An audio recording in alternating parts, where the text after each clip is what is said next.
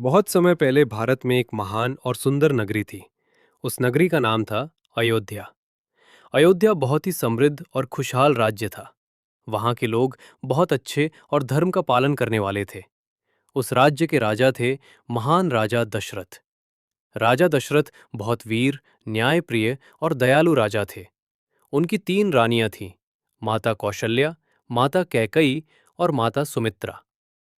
राजा दशरथ के पास सब कुछ था, बड़ा राज्य, बहुत धन, बहादुर सेना और प्रजा का बहुत प्रेम। लेकिन फिर भी उनके मन में एक गहरा दुख था। उनकी कोई संतान नहीं थी। राजा दशरथ अक्सर भगवान से प्रार्थना करते थे, हे प्रभु, मुझे भी एक पुत्र का सुख दीजिए।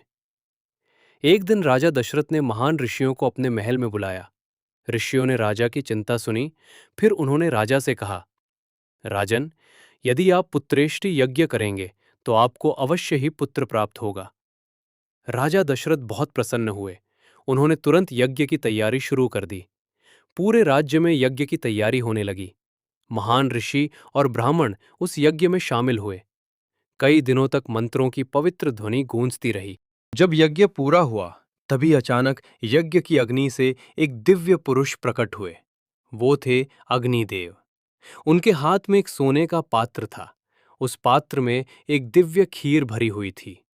अग्निदेव ने वो पात्र राजा दशरथ को दिया और कहा, राजन, ये दिव्य खीर अपनी रानियों को खिला दीजिए। इससे आपको महान और तेजस्वी पुत्र प्राप्त होंगे। राजा दशरथ बहुत खुश हुए।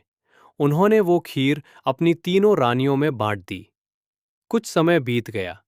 फिर अयोध्या में एक बहुत ही शुभ दिन आया। पूरा महल खुशी से भर गया। उस दिन माता कौशल्या ने एक दिव्य पुत्र को जन्म दिया। वो कोई साधारण बालक नहीं थे। वो स्वयं भगवान विष्णु के अवतार श्री राम थे। उनके जन्म के साथ ही अयोध्या में खुशी की लहर दौड़ गई। आसमान से देवता फूल बरसाने लगे। चारों ओर शंख और घंटियों की आवाज गूंजने लगी।